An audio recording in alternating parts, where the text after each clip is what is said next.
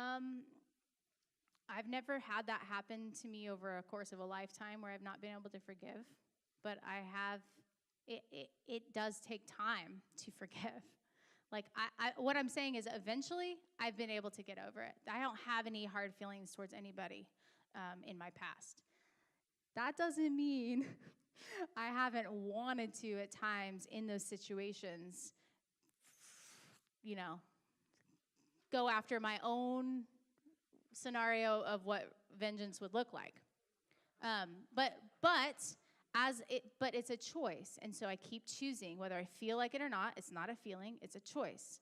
Jesus commanded us to forgive, so I keep forgiving. Now, my responsibility is to deal with what's in the pain that's inside of me that's keeping me hurting. Because when somebody does something to you that hurts you, it introduces a whole mess of lies that you get to sort out, like lies that you have to go, okay, God, is this how you feel? Is this who you are?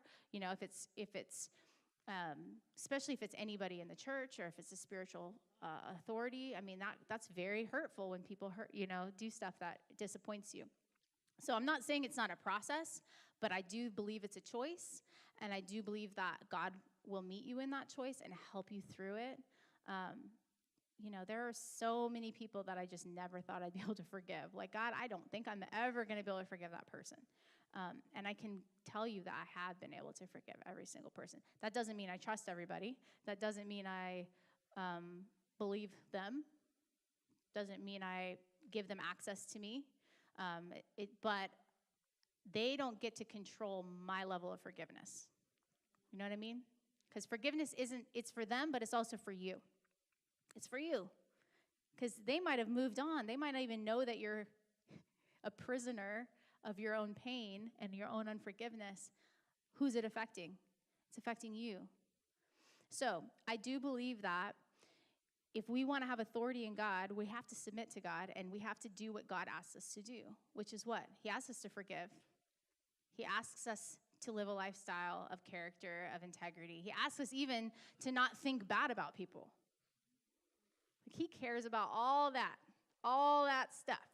So, submitting that to him, getting people in your life that you know what's going on, that you have authority over you in your life. You have people that you're accountable to. I have people that I'm accountable to that can speak into my life, that can correct me, that can tell me. Scott is great. He corrects me often. He's like, hey, babe, that was a little rough. Do you know that? Okay. All right, you're right. Like you have to have people, or hey, he confronted me the other day about hope.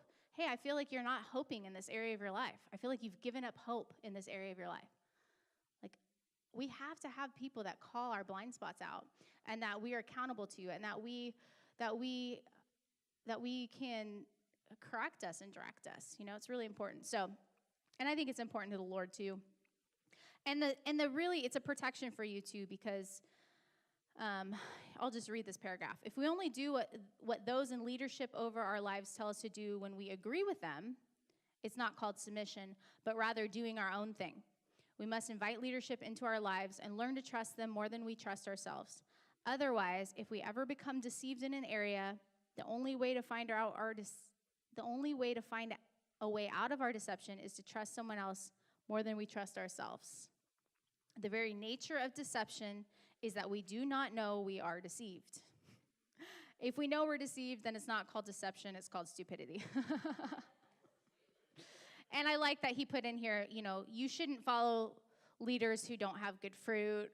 And you shouldn't never do anything that the Bible clearly tells is wrong, because a leader tells you to do it. I'm not going to say who this person is, but I know one of my sons in my life, his dad was a part of Jehovah's Witness church, and the reason that him and his mom got divorced is because his mom wasn't a believer. She was starting to go after Christianity, or she wasn't a Jehovah's Witness believer, and so they told him to divorce her, and so he did. That's not biblical. That is not biblical. God doesn't want us to break covenant with people. I've heard lots of, you can justify anything. You really can. I've seen people justify anything under the moon. But really the Bible is the standard, and the Bible says, says lots. So we should make sure that we're not doing stuff that, if I start telling you to go do some weirdo, wacky stuff that's not biblical, don't do it. Don't do it. Please don't do it. Yeah, Marty.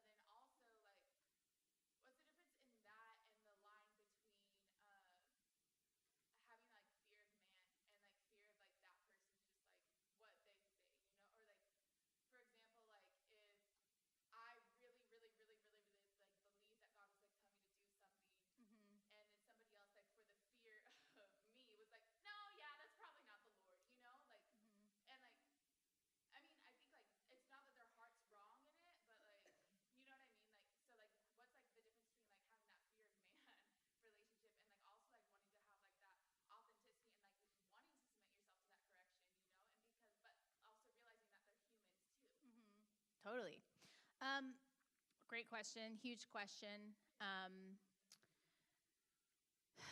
I think I have been in lots of situations where I've had to be obedient, like not had to, chose to be obedient, chose to trust, chose to submit, knowing that I don't necessarily agree. I don't necessarily feel like that's fair.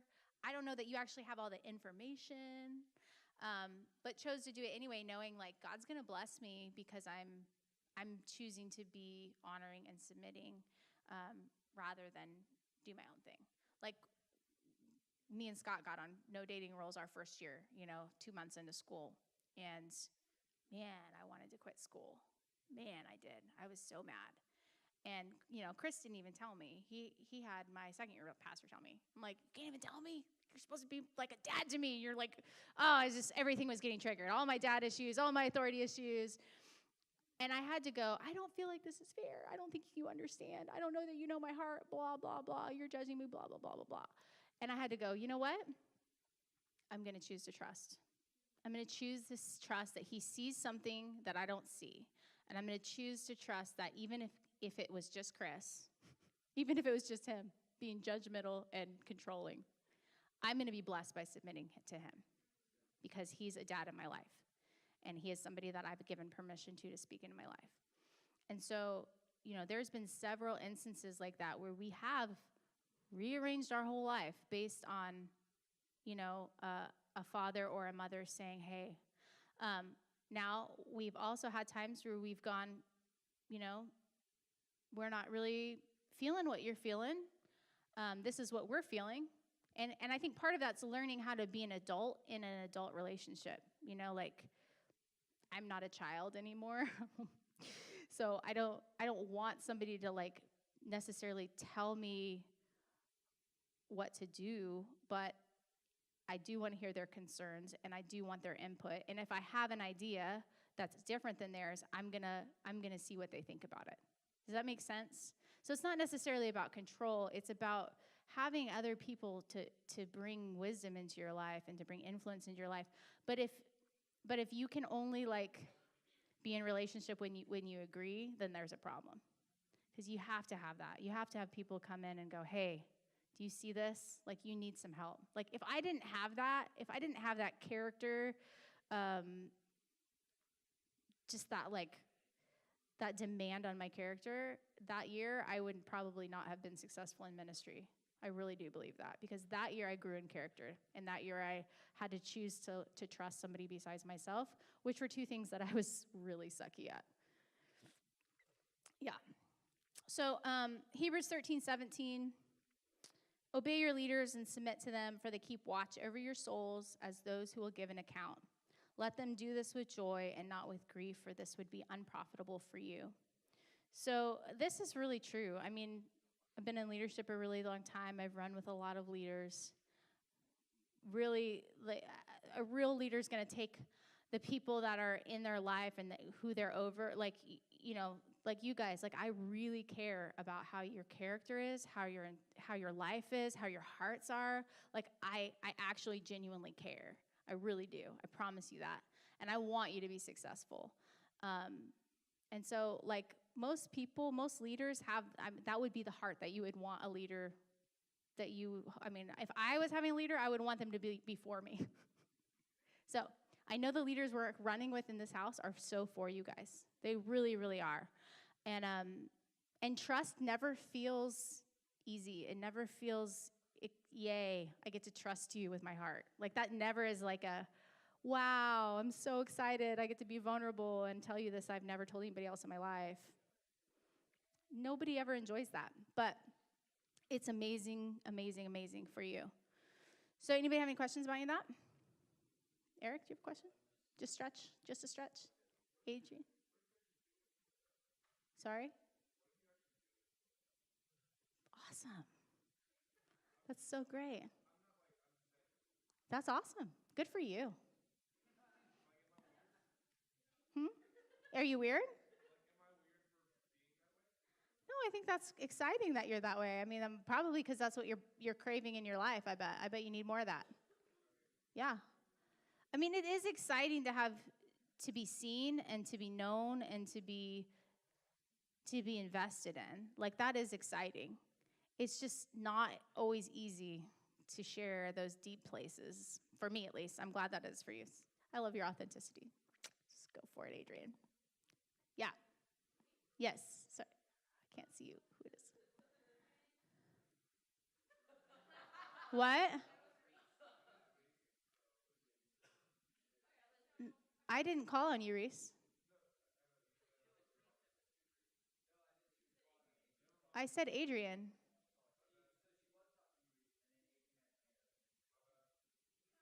I'm so confused. I was talking to Adrian, but I have been known to, like, drop other people's names randomly in places. You can ask my children. I do that all the time. Yes. Sorry.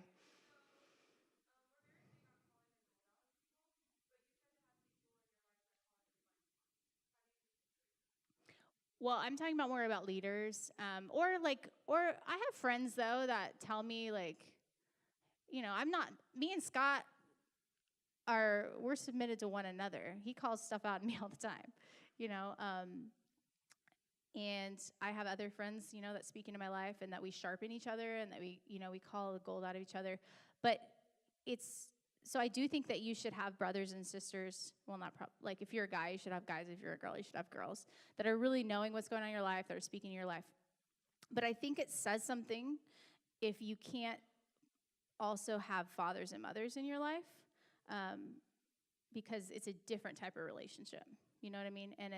And they're going to have different wisdom, and they're going to have different ideas than you have. So, so I think it's important to have both.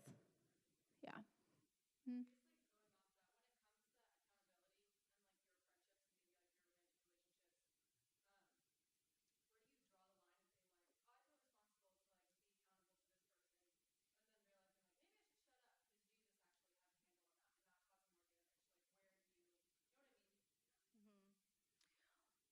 Well, I think if you're falling in the same hole over and over and over again, then you need somebody else in your life to help you.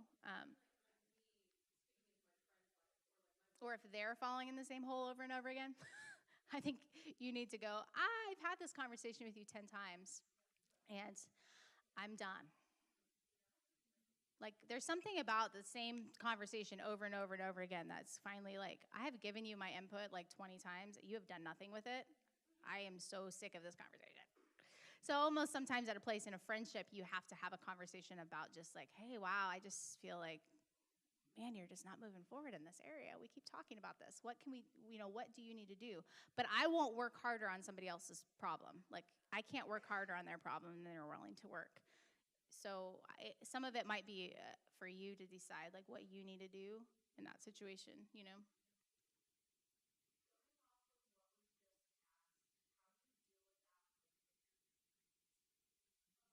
How you deal with, I'm sorry, the question is,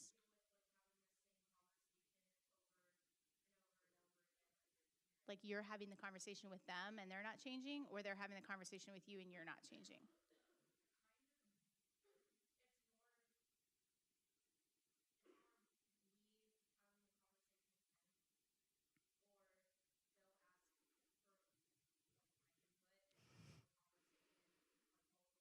Mm-hmm.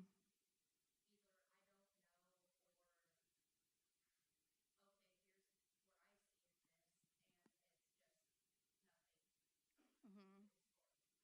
Yeah.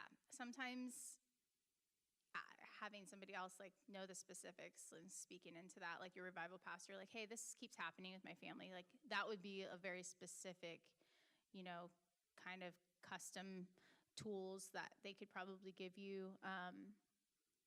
But it, there, you know, we all have those family members that are just a little loony, you know, like we all have them. We all have those friends that are just a little loony, and you just kind of like keep going over the same subject. What I do, if I've clearly communicated that I don't want to talk about it, I'll just walk out of the room, change the subject, just be like, we're not going to have this conversation again. You want to talk about golf? You want to talk about, I don't know, what, sunshine, whatever. But I just can only be in control of me. Now, when I start to lose control of me, that's when I am in trouble. And so I have to like physically go, okay, I'm losing control of me now. I'm going to go for a walk or whatever. But you don't have to have conversations that you don't want to have. And it's okay. Like, but I would make sure that I've really communicated my thoughts on that, and not just, because sometimes with parents especially, we don't feel like we can have a voice.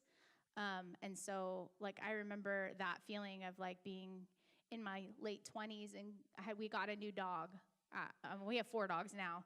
But that time, I think it was just, like, our second dog or something, you know? I don't even know. And I remember I'm living in another state. Now, I love my mom. I have a great relationship with my mom. She's amazing. She's very opinionated. She's subtly opinionated. You ever have that where you're like, I know exactly what you're thinking? Like, I'm as subtle as a gun, but I know what you're thinking. Like, I know. Because you make these little comments that drive me crazy. And so she made this comment about the dog. Like, she was just like, oh, you just think you have time for that with the kids? Really? They're really messy. The kids are pretty little. Oh, man, you guys are traveling so much. And I remember getting so mad and being like, why does this control me? I'm a grown woman, 28 years old at the time, you know, like, why do I care what my mom thinks if I got a dog? You know, I'm living in states away. And so I had to ask myself those questions, because that wasn't her problem. That was my problem, because I felt like I had to do what she said. And so part of that was like, oh, okay, some of this is changing the way I think about myself. I'm getting older. I don't need to do everything she said. So, yeah, anyway, all that to say, those dynamics are interesting. Is Willie in here yet? Because he's up next. Okay. Oh, I hear somebody at the door. Santa, is that you? Okay, we'll take another question. Sorry we didn't get into activation today. Yeah.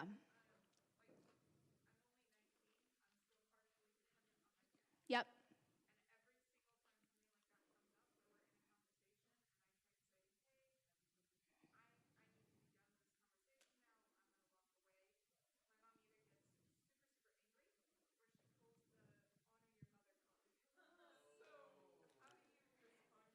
So I do a lot. Of what do you need? What are you trying to say? What do you need out of this conversation? What can I do for you? How can I help you feel listened to, Mom? How can I help you feel heard? So I do a lot of those, like, clarifying. I might have to take a break and call her back, because I might be upset at the time. But relationally, what do you need? What do you need, Mom? Okay, I hear you. Thank you. I value your opinion. All right. Wait. Well, we just did 7, right? So be done at 8 next week. All right.